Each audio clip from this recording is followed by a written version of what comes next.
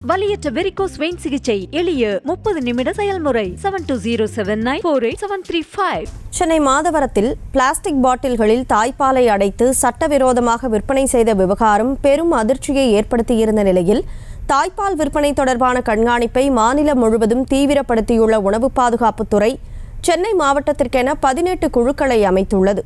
இதுகுறித்த கூடுதல் தகவல்களை எமது செய்தியாளர் ஜெரி வழங்க கேட்கலாம்.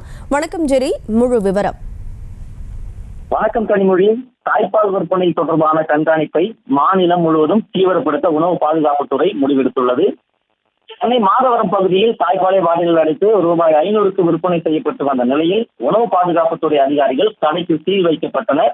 இந்நிலையில் மாநிலம் முழுவதும் அரசு மருத்துவமனையில் ஆரம்ப சுகாதார நிலையங்களில் தகவலின் அடிப்படையில் தாய்ப்பால் விற்பனை மையங்களை கண்காணித்து நடவடிக்கை எடுக்க உத்தரவிடப்பட்டிருக்கிறது. தாய்ப்பால் விற்பனை செய்வது சட்டப்படி குற்றம் என்பதால் வேறு பொருட்கள் விற்பனை செய்வதாக கூறி தாய்ப்பால் விற்பனை செய்பவர்களின் லைசன்ஸ்களை ரத்து செய்யவும் உத்தரவிடப்பட்டிருக்கிறது.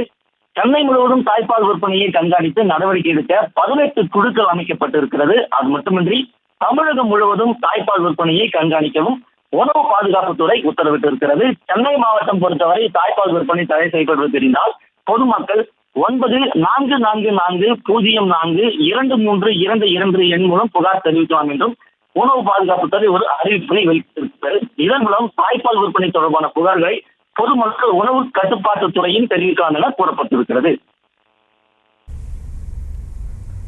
விவரங்களுக்கு நன்றி ஜெரி.